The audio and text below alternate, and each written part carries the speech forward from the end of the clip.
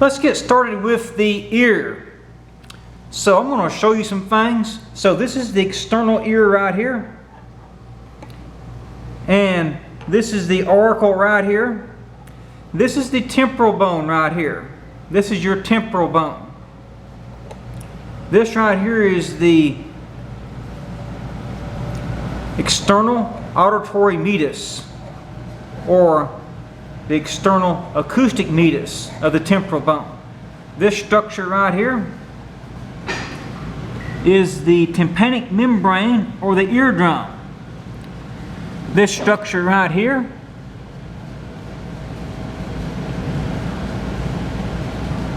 is the malleus. This structure here is the incus, and this structure going in here would be the stapes. Let me take it out so we can see the eardrum, or the tympanic membrane here. And let's flip this over here, and right here we see the three ossicles, the three bones that I showed you. So malleus, incus, stapes.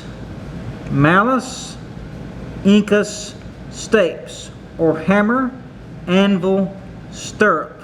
Looks like a stirrup. Hammer, anvil, stirrup. So all this right here would be the external ear. Then we have the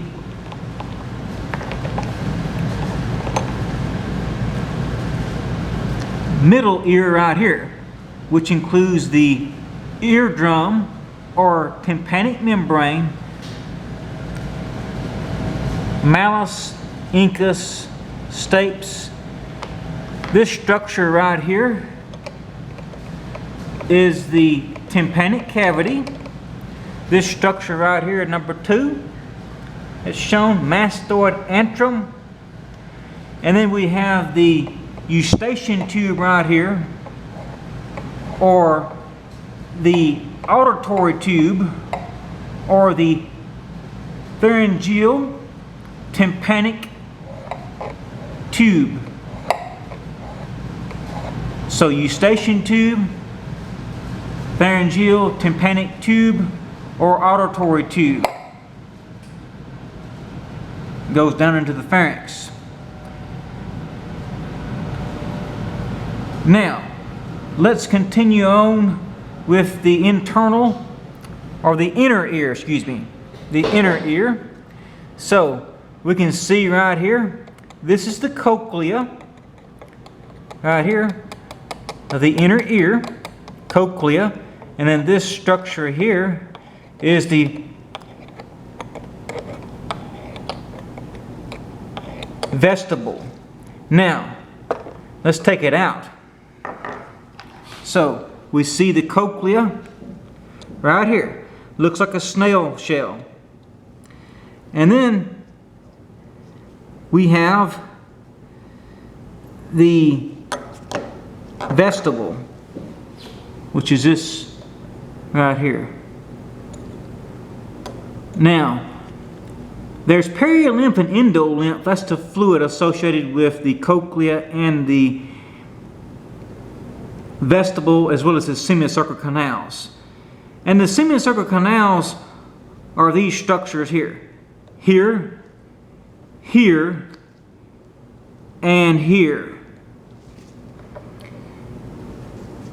And if you look, we have the anterior, posterior, and lateral. And at the base of the semicircular canals, you have the cristae ampullaris, which is the base. And there's going to be individual little hairs that's going to be very sensitive. Individual little hairs are going to be very sensitive to movements. So there's going to be angular movements associated with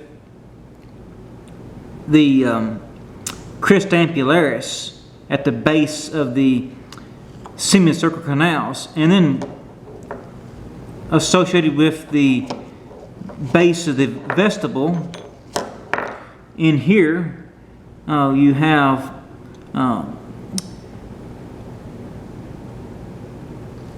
the utricle and the saccule. That's important in that.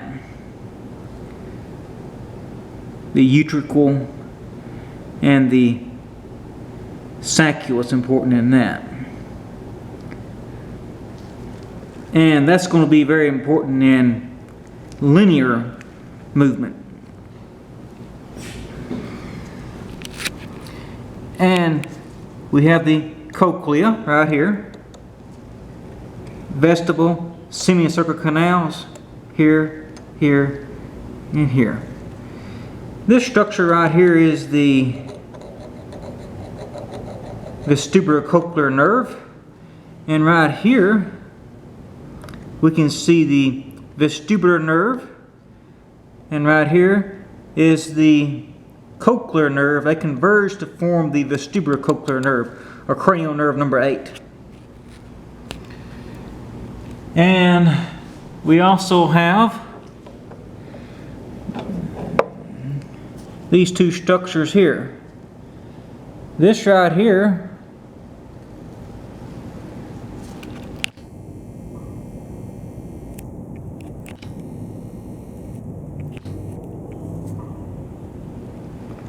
is the oval window. This right here is the round window. And that is it for the ear model.